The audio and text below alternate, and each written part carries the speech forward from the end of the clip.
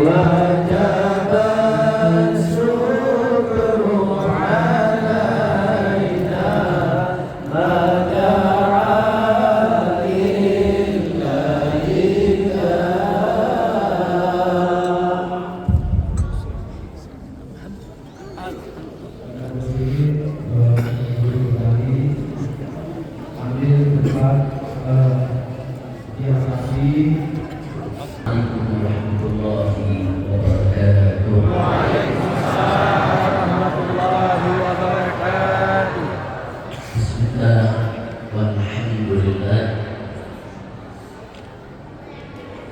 Wassalatu wassalamu ala Rasulillah wa ala alihi wa sahbihi wa mawala.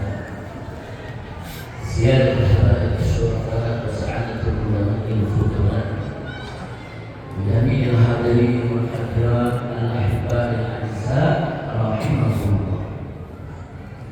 Fi hadhihi al-munasabah tayyibah al-mubarakah bi hadha al-makan al-mubarak la ansa usiakum jami'a wa nafsi bi taqwallah wa bi ta'ati Rasulillah sallallahu alaihi wasallam. Allahumma salli wa sallim. Nas'alullah subhanahu wa ta'ala an yahdiyana ila siratil mustaqim wa yaj'alana minal muttaqin wa yudkhilana jannatahu jannatan na'im bi haqqi sayyidil mursalin.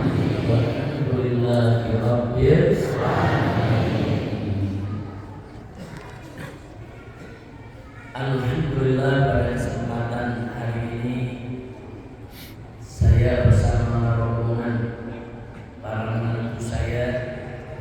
Tadi ada Habib Muhammad bin Hussein Al-Atas yang sudah menyampaikan tausiah ceramahnya, dan juga Habib Hanif Al-Atas yang baru saja menyampaikan nasihatnya buat kita, dan tadi juga ada Habib Muhammad bin Hadi Al-Habsyi yang tadi memimpin pembacaan khatib dan zikirnya. Mereka bertiga adalah anak menantu saya. Tolong didoakan semoga menjadi orang-orang yang berguna bagi agama, bangsa dan negara, bermanfaat untuk urusan dunia dan akhirat. Ya Rabbal alamin. Apresiasi dan penghargaan serta terima kasih kita sampaikan kepada pengurus Masjid Jami Baitur Rahim sudah di Buntul Temung ini, Kecamatan Permata, dari Kabupaten Benar Meriah semua, dan akhirnya pimpinannya kami sampaikan terima kasih dan apresiasi yang telah menjadi wasilah bagi kita sehingga bisa kumpul di masjid yang mulia ini. Tidak lupa kepada kawan-kawan seperjuangan kami dari FPI Provinsi Aceh, FPI Kabupaten Aceh Utara kemarin, dan juga Kota Losmawi, dan juga FPI yang ada di Benar Meriah ini. Mereka sudah bekerja dari hari pertama, pekerjaan mereka luar biasa. Saya bersyukur kepada Allah Subhanahu wa Ta'ala dengan kawan-kawan seperjuangan dari Aceh ini yang semangat, amanah yang begitu tinggi, semangat dakwahnya begitu tinggi, sehingga bisa manfaat buat umat dan masyarakat. Alhamdulillah. Mudah-mudahan akhirnya Al-Fadil Asyari Al-Mujahid itu Abdul Mujahidin, yaitu Kiai Pak Syekh Abu yang Muslim Al-Tahiri, saudara dari yaitu Daya Darul Mujahidin di Losmawi, bersama kawan-kawan yang lain yang tidak saya sebutkan satu persatu nama-namanya. Jazakumullahu khairan. Kita doakan mudah-mudahan para ulama kita, para ahli kita, para buya kita semuanya dipanjangkan umur Allah, dipanjangkan umur dalam taat dan ibadah, dalam sehat walafiat. Amin ya Rabbal alamin. Kita tahu bahwa baru saja masyarakat kita di Benar Meriah ini dan beberapa tempat lainnya di Aceh maupun di Sumatera Barat dan Sumatera Utara mendapatkan bencana yang luar biasa, saudara. Bahkan di sekitar Benar Meriah ini, saudara, ada ustaz juga yang menjadi korban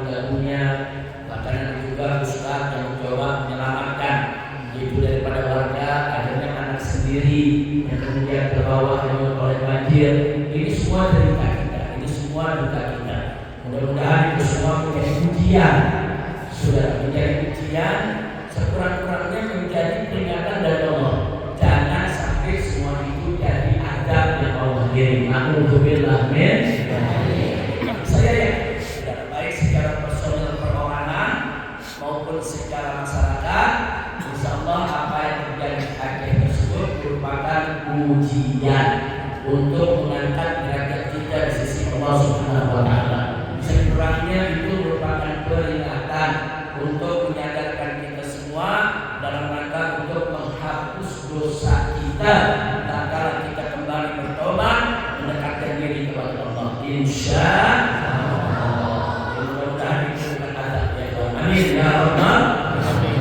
Tapi sungguh pun begitu, saya ingin menyampaikan di sini saudara sebagai tambahan dari apa yang sudah disampaikan oleh Habib Muhammad Hussein atas selaku Ketua Umum Front Persaudaraan Islam, begitu juga Habib Hanif atas selaku Sekretaris Majelis Syuro Front Persaudaraan Islam.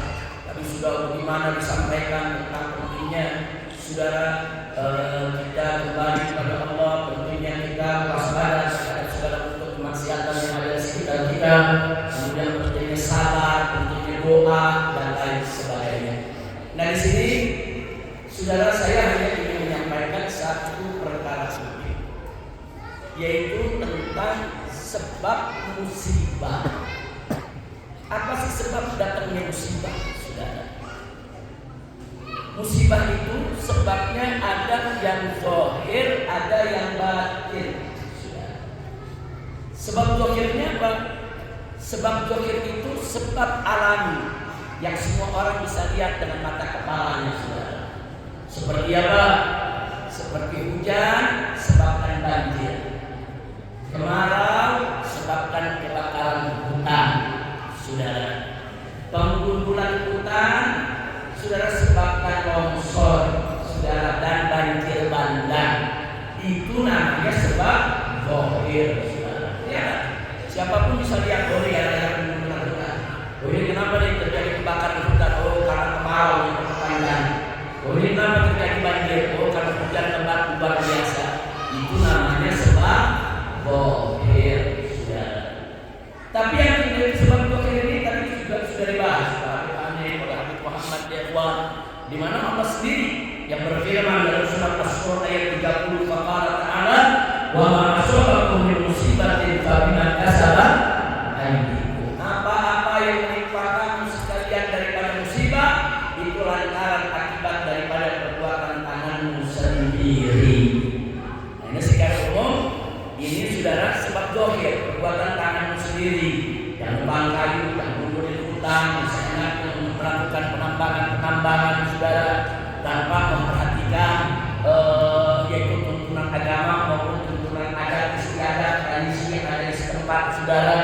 Akibatnya akibat perbuatan tangan mereka terjadi kerusakan di mana-mana. Itu sebab zahir.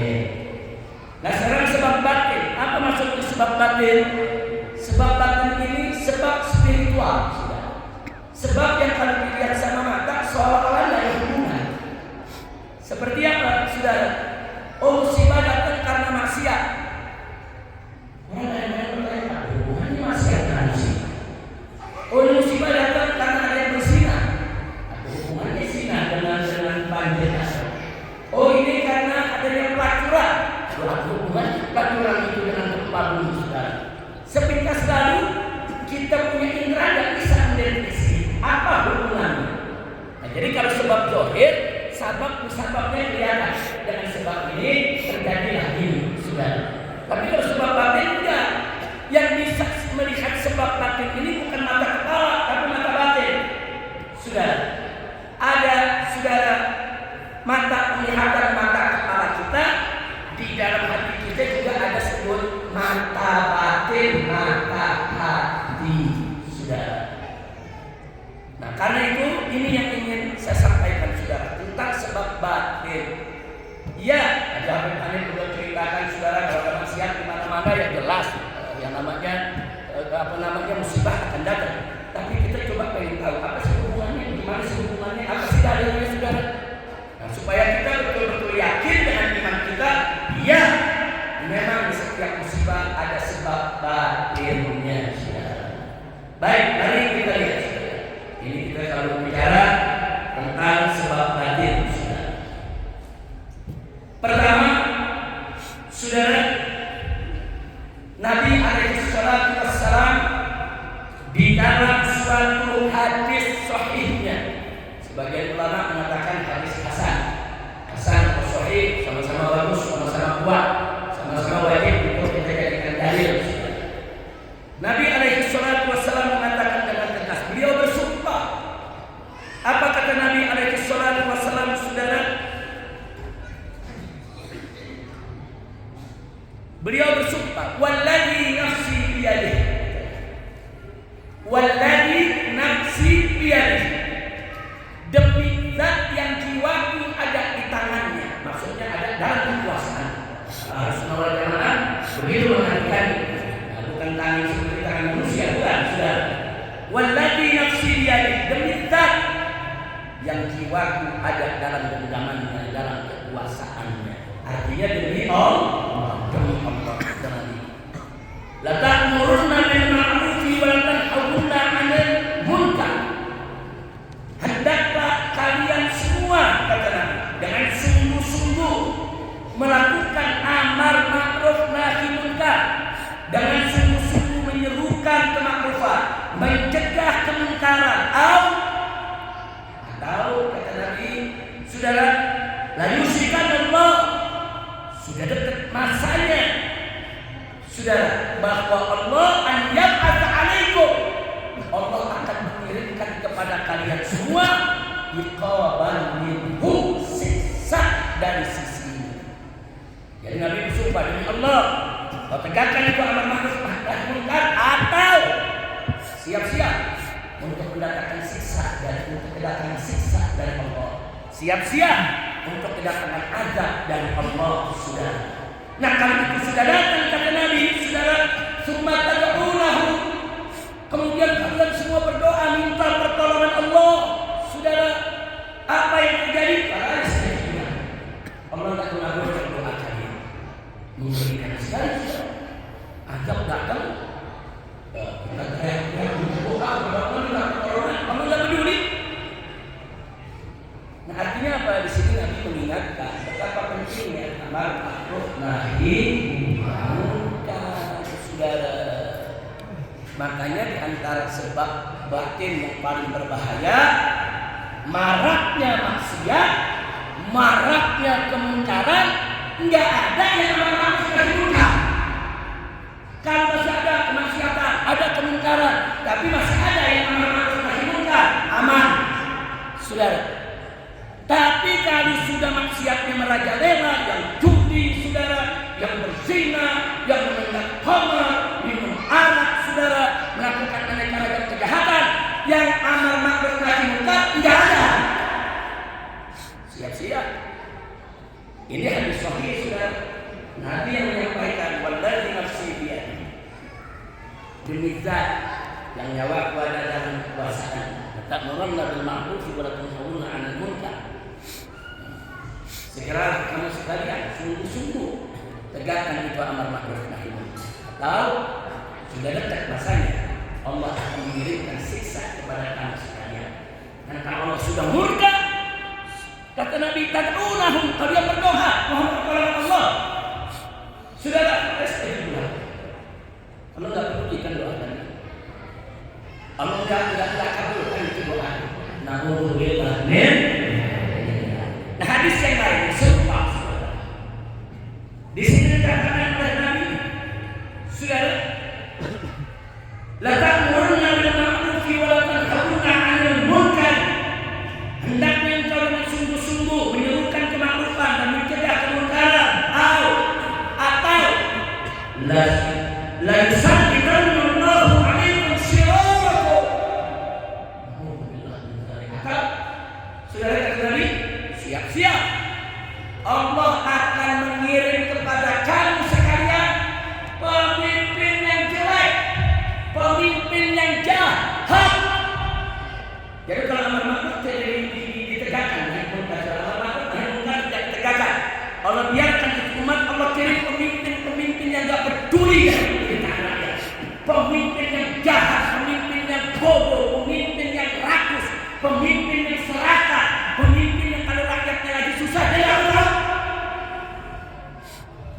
Jadi ternyata kadang-kadang tidak punya pemimpin jahat karena kesalahan kita juga, karena kita tidak menegakkan amar ma'ruf nahi munkar. Saudara, ini hadis Nabi yang sampaikan. Dan kalau sudah begitu, saudara, kalau sudah amar ma'ruf nahi munkar tidak ditegakkan, saudara. Kemudian kalau kirim pemimpin yang jahat, kalau kondisinya sudah berikut, selanjutnya kata Nabi apa? Fayaqu khiyarukum. Orang-orang baik di antara kalian, para ulamanya, saudara, para ulama, para ustaz, para guru, saudara, semuanya berdoa kepada Allah. Tapi apa yang terjadi? Para istirahat. Mereka ulamanya berdoa, udah dikabulin. Jangan kata masyarakat, ulamanya berdoa, Allah yang kabulin. Kenapa? Karena kemaksiatannya merajalela, nggak ada yang amar ma'ruf nahi munkar. Buat apa ada ulama? Buat apa banyak ustaz, banyak guru? Kalau nggak ada yang amar ma'ruf nahi munkar, saudara. Nah ini yang kita mesti hati-hati, saudara. Jadi kalau selama ini kita lihat di Indonesia, kadang-kadang kita dapat pemimpin, saudara, dari atas sampai ke bawah banyak yang akhlaknya rusak, moralnya bejat, saudara, banyak yang tidak peduli kepada rakyat. Kita introspeksi. Oh, ini jangan-jangan naik karena maksiat merajalela dan tidak ada yang amar ma'ruf nahi munkar. Dan hati-hati, saudara. Sifat musibah itu, saya bicara sifat sekarang, saudara. Sifat musibah kalau sudah datang al-bala ya'um. Bala itu sifat umum. Bala tidak perlu musibah kalau datang, nggak mau tahu sudah. Nggak ada tuh musibah kalau datang nanya dulu mana rumah tukang guru, mana rumah preman, nggak ada. Saya mau tanya bagian kemana? Ada bagian lain? Mana rumah preman, mana rumah tukang guru? Ada. Oh ini tuh rumah tukang guru, bagiannya ke arah saya. Oh ini rumah preman, baru kena. Ada bagian ini.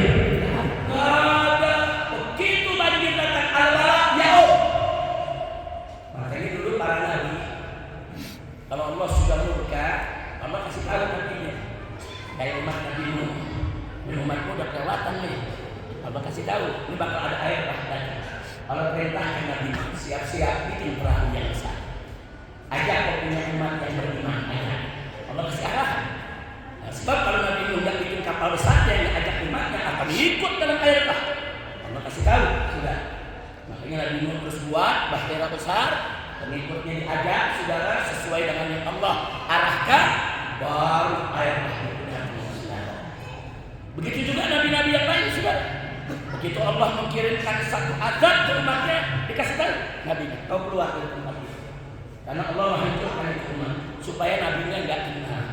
Saudara, kalau nabi enak dikasih tahu sama Allah. Ya kita yang bukan nabi, siapa kasih tahu, saudara?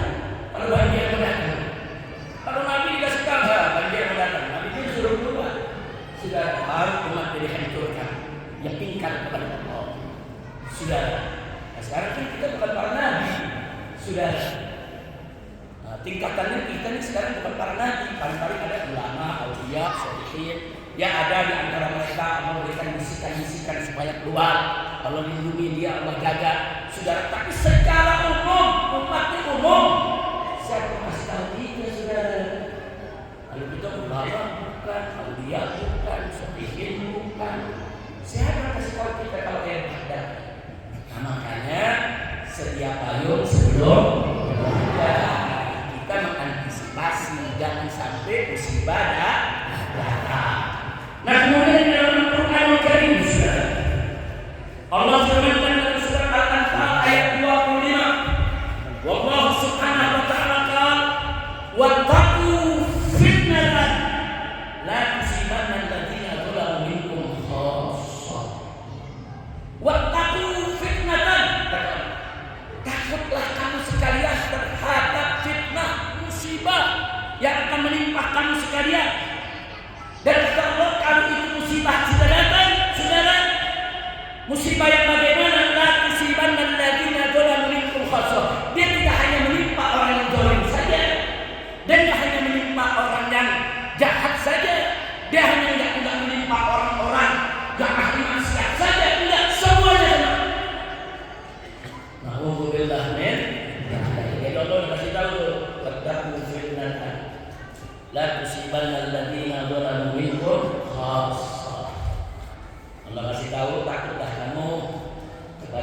kena musibah, saudara, bencana yang kalau dia datang, dia nggak menimpa orang yang baik saja. Yang baik pun akan kena, saudara. Memang bagi yang baik itu ujian, bagi yang baik itu ujian, saudara. Tapi musibah itu sendiri datang karena banyaknya maksiat dan nggak ada yang menolong. Makin mari kita lihat, saudara. Ada saudara dua hadis yang menarik. Satu hadis sahih dalam Bukhari Muslim, saudara. Nabi pernah mengatakan kepada salah seorang istrinya yang bernama Zainab binti Jahsy radhiyallahu taala anha. Istri Nabi ada yang bernama Zainab. Nah, Nabi mengatakan, saudara, saat itu Zainab mendapatkan Nabi masuk, saudara, ke dalam rumah dalam keadaan gemetar ketakutan, saudara. Ada apa karena Nabi mengatakan la ilaha illallah. Kata Nabi, saking khawatirnya Nabi katakan la ilaha illallah, tiada Tuhan yang berhak disembah selain Allah. Wailul lil Arab min syarril kadhib. Celaka bagi bangsa Arab, celaka bagi umat semuanya, celaka. Dari apa? Dari keburukan kejahatan yang sudah hampir tiba. Terus Nabi kasih kabar ke istrinya, itu bendungan dinding yang menutup menghalangi Ya'juj wa Ma'juj keluar. Saudara, itu mulai berubah, mulai retak di zaman Nabi. Dan Nabi kasih kabar, nanti dia retaknya akan semakin besar, pecah, terbelah. Ya'juj wa Ma'juj akan keluar untuk menyerang umat manusia, saudara. Mereka tidak peduli apa yang dimakan mereka, saudara. Saya tidak mencerita soal Ya'juj wa Ma'jujnya, itu menarik. Nabi mengatakan la ilaha illallah, wailul lil Arab min syarril kadhib. Celaka, celaka bagi bangsa Arab ini. Celaka ini bagi umat semuanya, saudara. Celaka. Dari apa? Dari kejahatan, saudara. Dari musibah besar yang sudah semakin mendekat. Nah, menarik. Ketika Nabi kabarkan soal Ya'juj wa Ma'juj dan lain sebagainya, istrinya bertanya. Sayyidah Zainab bertanya, apa kata Sayyidah Zainab? Ya Rasulullah, wahai Rasulullah, anahliku biha wa fina salihun. Ya Rasulullah, anahliku wa fina salihun. Wahai Rasulullah, apa kita ikut binasa? Nah, kalau itu datang ke musibah, apa kita ikut binasa? Anahlik, apa kita ikut binasa? Wa fina salihun. Sedangkan di tengah-tengah kita, ya Rasulullah, masih banyak orang soleh.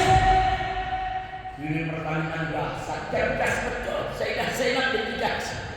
Pertanyaan hebat, ya Rasulullah. Itu kalau bencana datang, bagaimana nih kita?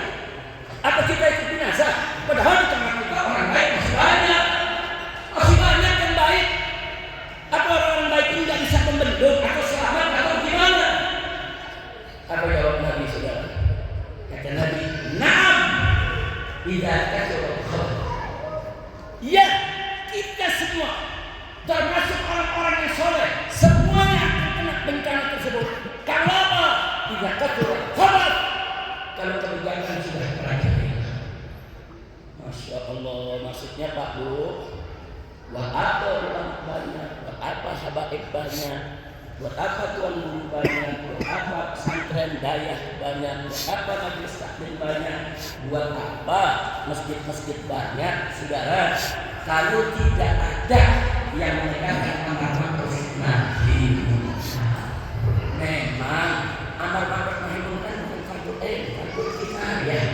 Kalau sebagian di umat berada melaksanakan amar ma'ruf nahi munkar, gugur kewajiban dan yang lain, dan itu bisa menjadi pengundang keselamatan, mencegah datangnya bencana. Saya dikatakan bukan begitu, saudara. Maksudnya banyak. Jangan dikatakan amar ma'ruf nahi munkar. Nggak ada yang memprotes kemungkaran, nggak ada yang tutup kemungkaran, saudara. Nggak ada yang mencegah. Kalau sudah begini, hati-hati. Gara-gara orang lain, bukan kita yang maksiat, bukan. Kita nggak maksiat. Ada pihak lain yang maksiat.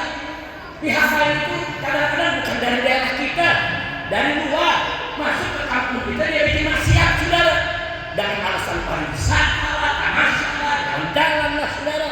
Terus kita diam, saudara, hati-hati. Maksiat yang mereka lakukan bisa mengundang bencana, dan kita yang tidak ikut maksiat tetap kena musibahnya. Inna lillahi dan maksiat orang lain yang di kanannya kita rugi gak? Jawab apa? Rugi gak? Mau atau tidak? Mau atau tidak?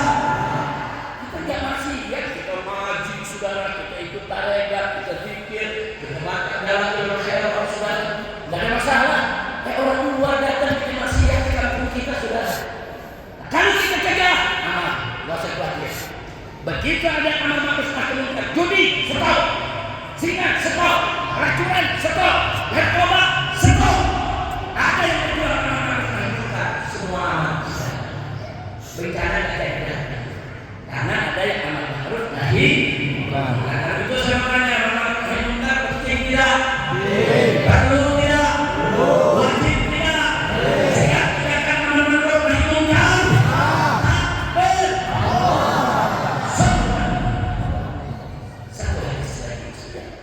Suatu ketika Allah mengutus malaikat Jibril alaihissalam. Untuk apa? Jibril ditugaskan oleh Allah, ya Jibril datangi Madinah kata kota. Malaikat Jibril datangi kota ini, daerah ini, desa ini. Allah yang kasih tahu. Untuk apa? Hancurkan itu kota, hancurkan itu desa, hancurkan itu. Berangkat malaikat Jibril. Mana-mana yang Allah sebutkan tadi, saudara, Jibril hancurkan sesuai dengan perintah. Tapi ada satu yang Jibril ragu menghancurin, saudara. Ada satu kotanya mau dihancurkan, Jibril berhenti, tidak jadi.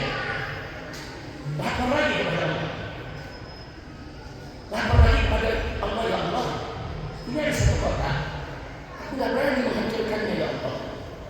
Karena di dalam kota tersebut fiha abduka lam yaksika, ada seorang hambamu di kota itu yang tidak pernah maksiat. Hamba itu soleh, tidak pernah maksiat. Ini kalau aku hancurkan ya Allah, dia itu kena. Apa jawabnya saudara? Yang hadis tersebut diceritakan, iklibha alaihi wa alaihi, kata Allah, terbalikan saja kota itu, termasuk kepada orang tersebut yang tadi soleh maupun terhadap masyarakatnya yang maksiatnya sudah merajalela. Kenapa? Karena ada orang soleh. Di situ dikatakan kepada Jibril, innahu lam yatama'al afiyah qaum. Sebab orang tersebut walaupun dia soleh, walaupun dia ahli ibadah, wajahnya tidak pernah berubah tatkala hukum itu dilanggar oleh Nabi. Insyaallah, artinya dia tidak peduli. Dia soleh cuma buat dirinya. Dia sholat, dia puasa, dia zakat buat dirinya. Kesolehan pribadi. Di depan dia ada maksiat, ada yang judi, jadi dia jangankan amar ma'ruf nahi munkar dengan hati pun dia. Jangankan amar ma'ruf nahi munkar dengan tangan, saudara, atau dengan lisan, dengan hati aja juga ya. Makanya Allah mengatakan dalam hadis tadi, lam yatama'al fiyah. Saudara, saat engkau muka dia yatama'al itu muka berubah. Jadi kalau kita lagi kesal muka lagi enak, itu ada yang kita kesal muka kita berubah. Nah, berubah apa? Apa ini? Kan kelihatan muka Allah berubah. Jadi kata Allah, lam yatama'al, ada maksiat depan dia, enggak berubah muka dia. Karena Allah Maha tahu sebenarnya hati. Artinya apa? Dia hanya kesalahan pribadi. Sementara yang lain di kota itu udah hanya peduli. Akhirnya kota itu dihancurkan oleh malaikat Jibril. Nah, ini salah satu hadis ini diriwayatkan oleh Sayyidatuna Aisyah. Dia dengan nilainya dikatakan oleh ulama saudara, ada bilang baik, ada bilang hasan dan seterusnya.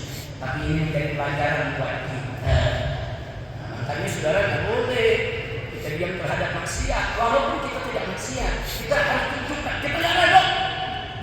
Bisa dengan tangan hancurkan itu maksiat. Enggak bisa pakai lisan, enggak bisa orang pakai hati. Paling enggak kita sudah beramar ma'ruf nahi.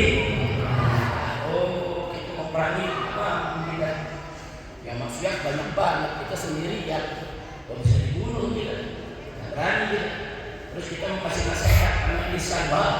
Kemarin teman saya nasihat dihubungi lisan. Saya tidak berani tolak pakai hati. Nah, contoh tolak pakai hati apa? Itu lagi duduk, datang orang-orang tidak minuman keras, tinggalin itu. Jangan duduk bersama mereka. Jangan kita kerja pakai tangan tidak mampu, kerja pakai hati tidak mampu, kerja pakai lisan tidak mampu, juga pakai hati. Karena pakai hati tidak bisa, saudara. Berarti kita terima. Kenapa? Karena kerja pakai hati pada dikatakan kafir iman itu selama-lamanya iman. Karena dia mengatakan man ra'a minkum munkaran falyughayyirhu biyadihi. Barang siapa di antara kalian melihat satu kemungkaran, berubah dengan tangannya, saudara. Saya mustaqi, kalau dia tak mampu dengan tangannya, saudara, bagi lisannya, berubah dengan lisannya, saudara. Kalau dia mustaqi, kalau dia mampu juga pakai lisan, saudara, bagi lebih kata Nabi, ingkari kemungkaran tadi dengan hatinya. Wajar kata iman. Nah, mengingkari nasihat dengan hati itu selemah-lemahnya iman. Kira-kira jelas ya Pak? Bu, apa? Luar biasa aja. Lagi kita lagi susah, lagi berduka. Ditanya bagaimana kabarnya? Kan udah baik aja. Alhamdulillah. Saya muslim begitu, saudara. Walaupun kita menderita, kita sakit, ditanya apa kabar? Baik, alhamdulillah. Berhala sakit jantung. Saudara. Nah, jadi memang itu akhlak Islam begitu. Walaupun kita lagi sakit, berduka, dapat tanya, Tuhaba, jawab. Apa kabar? Kaifal hal? Apa kabar? Bikhair, alhamdulillah. Itu ajaran Islam. Sekian di Indonesia. Di Indonesia memang bisa di penjara, saudara. Oh, yang benar kan? Nah, saya di penjara gara-gara ngomong begitu. Karena di penjara sekarang gara-gara ngomong begitu. Saya pulang dari Mekah, saudara. Kemudian saya dirawat di rumah sakit. Saya mau tahu apa sih sakitnya ini agak tertinggal, saudara. Tapi para buzzer yang benci sama perjuangan Islam, saudara, wah bikin berita. Habib Rizik sekarang, Habib Rizik modal, Habib Rizik rasain sudah mati. Gambarnya ada namanya jenazah yang mengangkat jenazah sudah. Habib Rizik sudah mati. Nah para habaib, para kiai, saudara mau tahu yang dari Aceh, yang dari Medan, yang dari mana-mana, telepon Habib Hanif, saya punya kenalan. Begitu telepon Habib Hanif, saya punya kenalan. Habib apa betul? Habib Rizik itu sekarang mati, begini begitu. Habib Hanif jawab, enggak, Abah baik-baik saja. Kemudian panggil saya Abah baik-baik saja. Nah, kemudian ada salahnya Habib Hanif, tolong dong buat rekaman, walaupun cuma 1 menit, 2 menit juga nggak apa-apa, kasih kabar. Kalau apa tuh baik-baik saja, banyak orang bingung mau tahu. Lebih Habib Hanif direkam. Assalamualaikum warahmatullahi wabarakatuh. Kami kabarkan anak-anak dan sahabat semua jamaah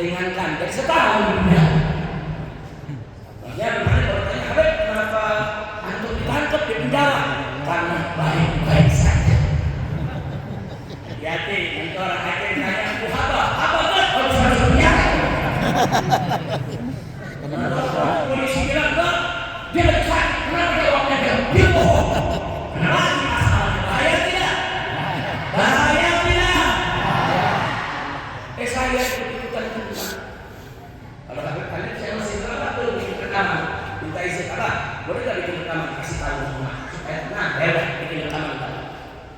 Begitu saya selesai dirawat, saya mau pulang. Yang punya rumah sakit permisi, Habib, boleh gak bikin rekaman tentang bagaimana pelayanan rumah sakit kami? Akhirnya kalau zaman sekarang disebut testimoni. Saya bilang baik, saya mau pulang bikin rekaman.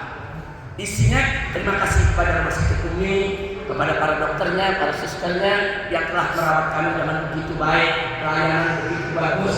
Alhamdulillah. Nah, kepada semua saya beritahu bahwa sekarang saya baik-baik saja. Alhamdulillah. Dituntut juga. Diperiksa oleh polisi. Habib bohong. Bohong kenapa? Lah Habib kan di rumah sakit. Lagi diperiksa. Sakit Habib belum baik. Kenapa Habib baik-baik saja? Ame jaksa di pengadilan saudara diancam dengan ancaman 10 tahun penjara dan saya dituntut 6 tahun. Vonisnya 4 tahun penjara gara-gara baik-baik saja. Ini kalau bisa ada lain saya, saudara Habib apa kabar? Saya sudah tanya baik-baik saja. Saudara siapa sih kita yang sudah ini di sini Bapak dokter kita dokter Baharudin sudah. Ini kalau satu-satu diperiksa ada penyakitnya, ada tensinya, ada gulanya, sudah ada asam lambungnya, sudah semua punya penyakit. Tapi Islam mengajarkan tetap kalau ditanya kaifa apa kabarmu? Jawab alhamdulillah. Nah, kita saya bertanya di Indonesia kabar baik-baik saja punya. Ayo jawab dengan kompak semua. Jawab tidak? Atau tidak? Baik, sebelum saya akhiri, saya bawakan 2 kisah di zaman Nabi. Mau dengar? Mau. Tahu? Mau. Soal Habakir. Ada di zaman Nabi sudah. Sayyidina Ali bin Abi Thalib radhiyallahu taala anhu wa karamallahu wajhah. Beliau menemani Nabi bersama keluarga yang lain tatkala Nabi sakit menjelang wafat. Sementara para sahabat Nabi ada di luar rumah Nabi berkerumun. Mereka bingung tentang kondisi Nabi. Singkat cerita, Sayyidina Ali keluar dari pintu rumah Nabi. Begitu lihat Sayyidina Ali keluar, sahabat yang lain mendekat. Mereka tanya, ya Abul Hasan, bagaimana keadaannya? Buhabah. Nabi ini bagaimana kabarnya? Sudah apa dijawab oleh Sayyidina Ali? Sudah alhamdulillah. Alhamdulillah, Nabi baik-baik saja. Buhabah, Nabi baik-baik saja sudah. Untuk kejadian itu kalau saya tidak ada di Indonesia, jarang 10 tahun. Kenapa itu Nabi sakit menjelang wafat? Sayyidina Ali mengatakan baik-baik saja. Besoknya Nabi wafat. Sudah artinya apa? Nabi masih sakit, tapi Sayyidina Ali jawabnya baik-baik saja. Itu akhlak Islam. Kira-kira jelas ya? Kalau Nabi ada di Indonesia bagaimana? Nah, dituntut berjaksa. Kalau Nabi ini kata Sayyidina Ali, ada di Indonesia dituntut berjaksa. Sayyidina Ali kamu bohong. Nabi masih sakit. Kamu katakan Nabi sudah baik. Bohong. Ancaman 10 tahun penjara. Vonis 8 tahun penjara. Astagfirullahaladzim. Kacau tidak? Kacau tidak? Satu lagi. Sekarang saya jatuh nama Aisyah radhiyallahu anha. Putri Sayyidina Abu Bakar Siddiq radhiyallahu anhu. Ketika beliau sakit menjelang wafat, beliau dibesuk oleh seorang sahabat muda yang namanya Abdullah bin Abbas radhiyallahu taala anhu. Abdullah bin Abbas ini sepupu Nabi. Ayahnya paman Nabi datang menengok. Begitu tengok apa dikatakan, ya ummul mukminin, wahai ibunya orang beriman. Karena istri-istri Nabi semua disebut ummahatul mukminin. Bagaimana keadaannya? Buhabah. Buhabah. Siti Aisyah jawab, alhamdulillah bikhair, alhamdulillah dia. Buhabah dia, alhamdulillah. Bagus ya jawabnya.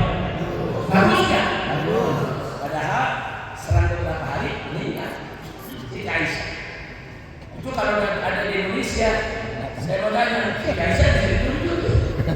Sudah dianggap bohong.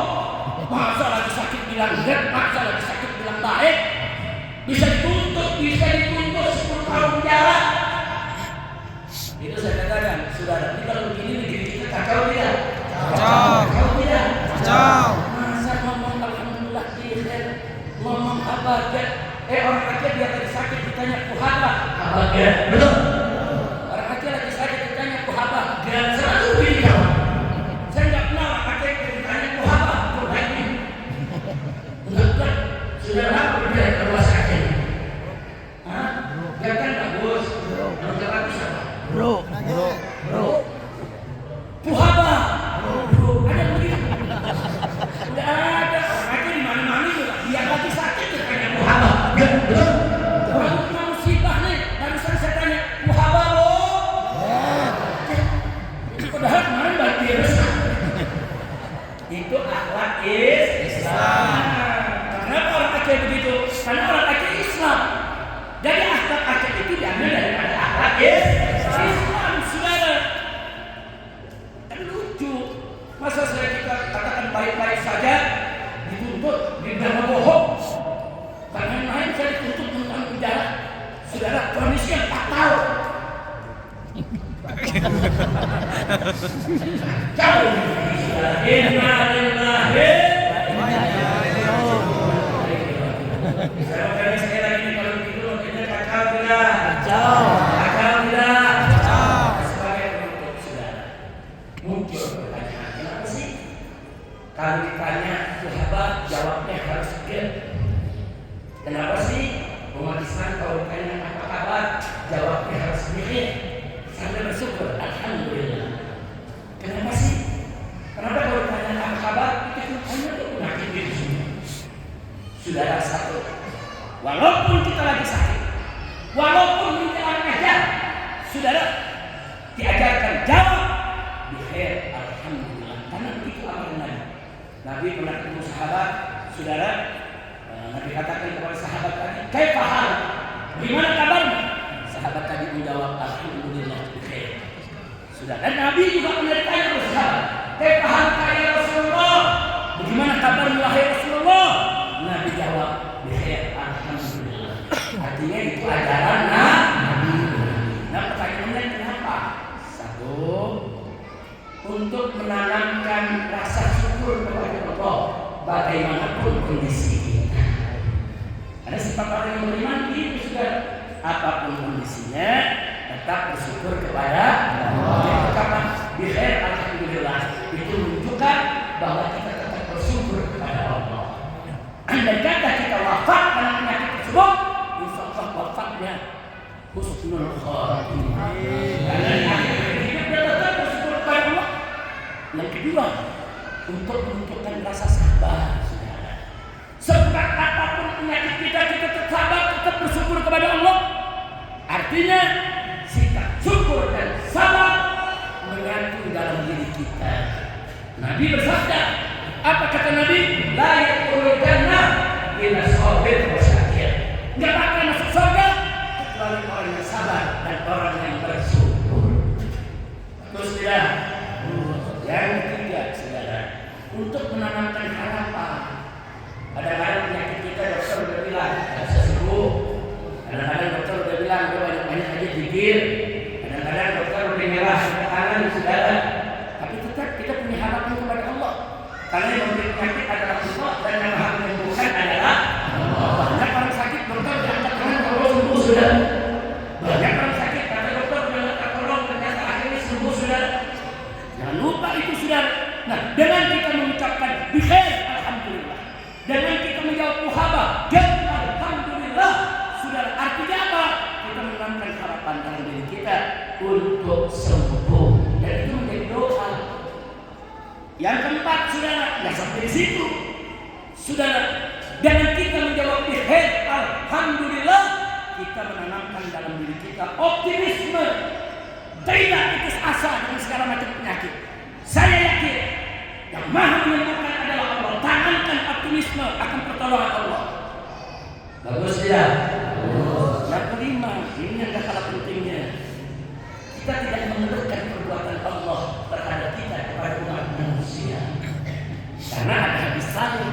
Saudara, hadis lain, saudara, di mana Allah mengutus malaikatnya, saudara, melihat barang-barang yang sakit. Kemudian malaikat tadi balik kepada Allah ditanya, saudara, bagaimana kalian dapatkan mereka? Mereka lapor, ya Allah, hamba ini pun sakit. Begitu ditanya yang besok, bagaimana keadaan anda? Dia jawab, bikhair, alhamdulillah. Dia tak ditanya penyakitnya, dia tetap menunjukkan rasa syukur. Nah, dalam hadis tersebut disebutkan, Allah perintahkan si malaikat tadi, saudara, limpahkan dia. Aku akan berikan dia kesembuhan, aku ganti dagingnya dan aku ganti darahnya dengan darah Tuhan. Masya Allah, nggak main-main, saudara. Maksudnya apa sih nggak mengeluh? Itu kan kalau kita cerita orang nih, oh Allah, bikin saya sakit begini, buatnya Allah nggak adil nih, kalau itu jahat banget sih begitu. Nggak boleh mengeluhkan Allah dengan makhluk. Jangankan mengeluhkan model begitu, mensifatkan Allah dengan sifat-sifat yang tidak layak, bisa murtad, sudah. Mengatakan Allah jahat, murtad. Mengatakan Allah tidak adil, murtad, sudah. Jangankan bicara begitu. Cuma dia cerita dong, saya sakit. Ini artinya dia sedang mengeluh kepada manusia tentang perbuatan Allah terhadap dia. Nah, urusan kita keluar. Urusan Allah memberikan kita itu urusan tentang kita dan Allah. Lapor aja kepada Allah, ya Allah, kenapa aku sakit begini, belum sembuh ya Allah. Ya Allah, aku sudah merawat di mana-mana. Ada perintah Nabi, Nabi berobatlah kan, belum sembuh ya Allah. Allah, kalau usaha ya Allah, kalau memang penyakit ini, ya Allah, nggak ada obatnya, tunjukkan obatnya di mana ya Allah. Ya Allah, sembuhkan ya Allah. Jangan kepada Allah, hampir nangis kepada Allah, nggak apa-apa. Tapi kepada manusia, nggak usah kita melaporkan kecuali kalau kita berobat ke dokter, saya pusing nih, itu bukan lagi ngeluhin Allah, bukan. Ya kalau kita kasih tahu dokter, bagaimana ngobatinnya? Kita datang ke dokter. Kamu sakit apa? Iya. Dia nggak mau ngajak ke dokter. Kenapa? Karena pusat itu sama juga dengan oke, perbuatan Allah. Apa yang kamu rasakan ke dokter? Diam. Dan bisa bagaimana dokter mengobati? Dokter nanya apa yang kamu rasa? Oh, yang saya rasa ini pusing dokter, mual-mual, sering mau muntah, buang airnya tidak bagus. Dokter nanya lagi, apa makanan terakhir yang kamu makan? Nah, apa seperti asam. Dokter nanya mendidiki, baru dokter bisa kasih obat. Kalau itu boleh, silakan ceritakan kepada dokter apa kita punya keluhan saudara. Tapi kepada yang tidak berkepentingan, tidak usah. Kira-kira jelas tidak? Baik. Indah tidak? Jadi kalau orang ditanya apa kabar, jawabnya bikhair, alhamdulillah. Atau alhamdulillah baik-baik saja. Atau orang ditanya puhaba, jawabnya abad saudara. Bagus tidak? Baik tidak? Sesuai ajaran Islam tidak? Yakin? Percaya? Kok saya penjara? Tanya. Kenapa saya penjara, saudara? Kecuali kalau saya korupsi, saya membunuh, sudah saya merampok, saya melakukan kejahatan, baik-baik saja di penjara. Gila banget. Innalillahi wa inna ilaihi raji'un. Saya semua orang Aceh dari kemarin saya katakan saya mau ajak orang Aceh mau merdeka. Merdeka. Tidak salah. Maksudnya bukan aja merdeka dari Indonesia, bukan. Maksudnya merdekakan Indonesia dari hukum jahiliyah, merdekakan Indonesia dari pengadilan yang kurang ajar, ajaran Nabi dikriminalisasi, ajaran Nabi dianggap kejahatan. Kita merdekakan Indonesia dari korupsi, merdekakan Indonesia dari narkoba, merdekakan Indonesia dari pejabat-pejabat pejahat seluruhnya. Siap merdeka? Siap. Allah. Lu jangan dipotong rekamannya. Dipotong segitu doang. Indonesia merdeka. Kita angkat langsung di Jakarta. Makanya saya mengajak orang Aceh, saudara. Karena ini Indonesia milik kita bersama, saudara. Kalau nggak ada Aceh, Indonesia belum merdeka. Kalau nggak ada Aceh, Belanda sudah menyerahkan di seluruh dunia bahwa Indonesia sudah takluk. Tiba-tiba ada radio di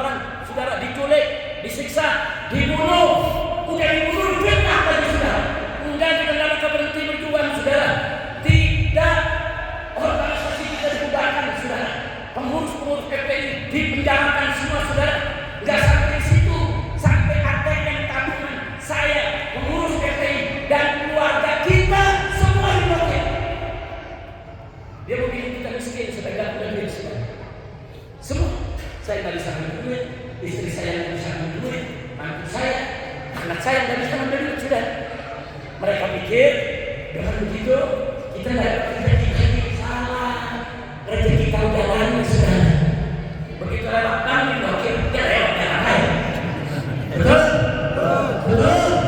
Saya tanya, emang pemerintah bisa blokir rezeki kita? Bisa tidak? Bisa tidak? Polisi bisa blokir rezeki kita? Tidak bisa, saudara. Rezeki masuk katanya nggak bisa, masuk bank nggak bisa, saudara. Banyak jalan menuju Roma. Menuju Mekah. Banyak jalan menuju Roma. Kenapa itu Roma? Menuju Paus. Kita mendengar di Mataram menuju Roma. Sekali lagi, banyak jalan menuju Mekah. Sekali lagi, banyak jalan menuju Mekah. Itu dong. Kita putuskan tuh.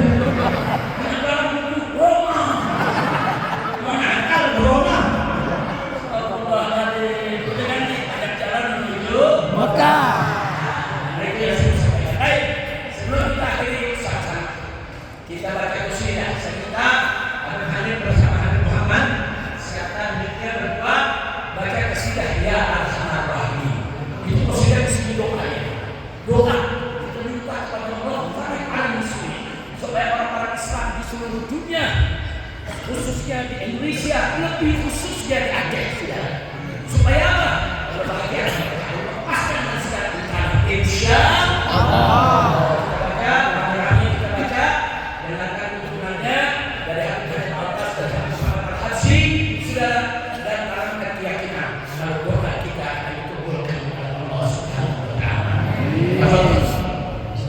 Sama-sama semuanya. Dalam satu riwayat disebutkan barang siapa yang membaca ya Arhamar Rahimin 3 kali. Ya Arhamar Rahimin itu artinya memanggil Allah wahai zat yang paling besar kasih sayangnya di antara yang punya kasih sayang. Siapa yang memanggil Allah dengan ya Arhamar Rahimin 3 kali, maka Allah akan pandang dia dengan pandangan rahmatnya. Kalau seseorang sudah dipandang oleh Allah dengan pandangan rahmatnya, maka tidak akan diazab selama-lamanya Allah Subhanahu wa taala. Kita sama-sama semuanya sambil angkat tangan ucapkan ya Arhamar Rahimin. Ikuti sama-sama. Mudah-mudahan kita semua mendapatkan pandangan rahmat dari Allah. Diangkat dari kita bala musibah bencana. Dibahagiakan dari dunia sampai akhirat. Semua sama-sama. Ya Arhamar Rahimin. Ya Arhamar Rahimin. Ya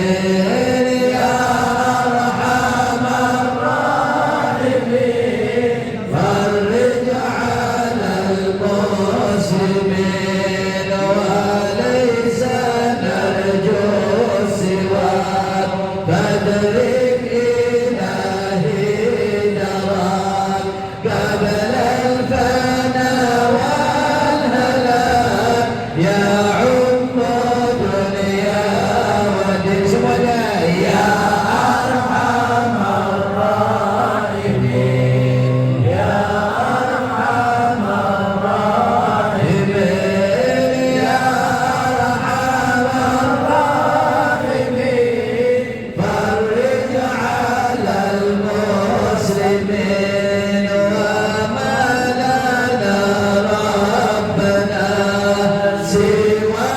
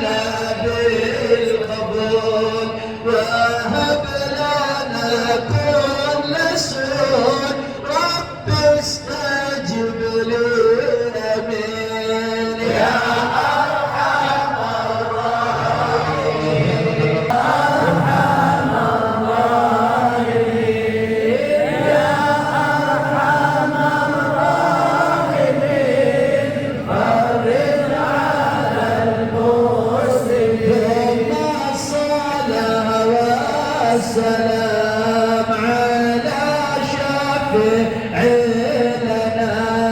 والآل نعم الكرام والصحب التابعين يا أرحم الراحمين يا أرحم الراحمين يا أرحم الراحمين فرج على المسلمين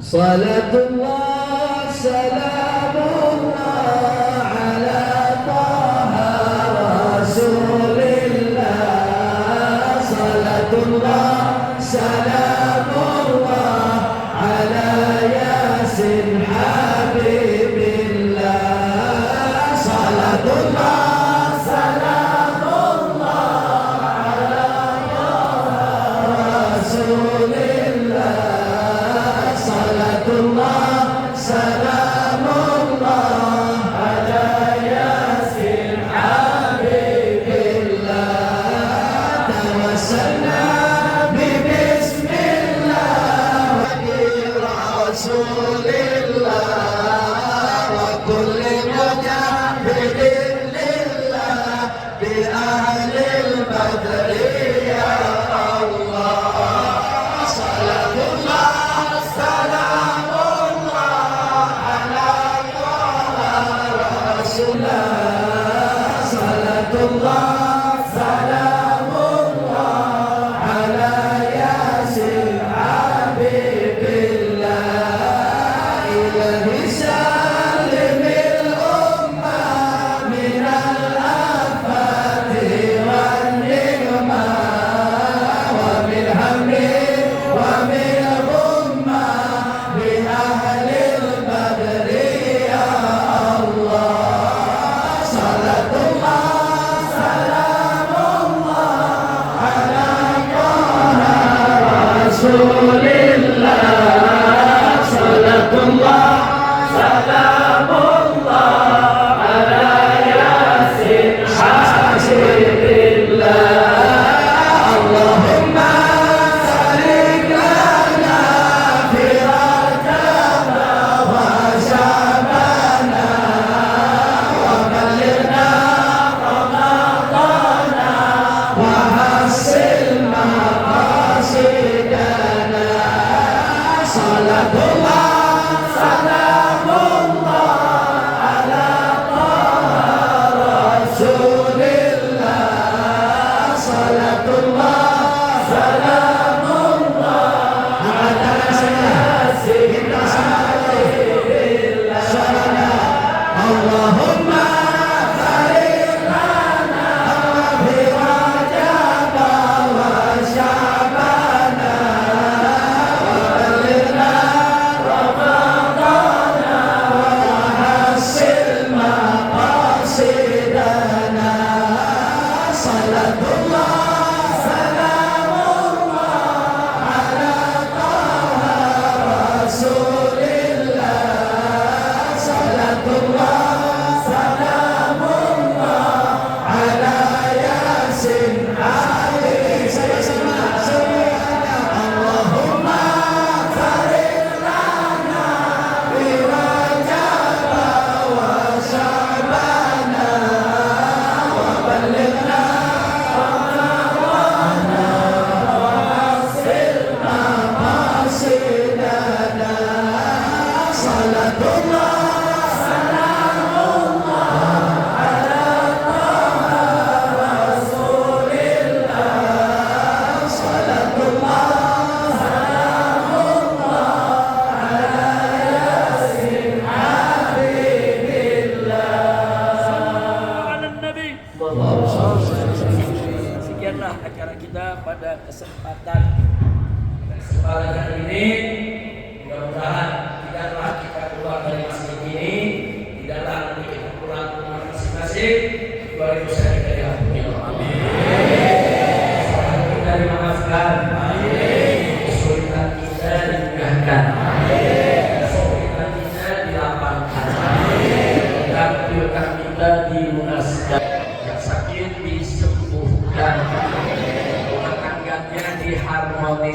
Yang belum berkeluarga jodohnya di MTK.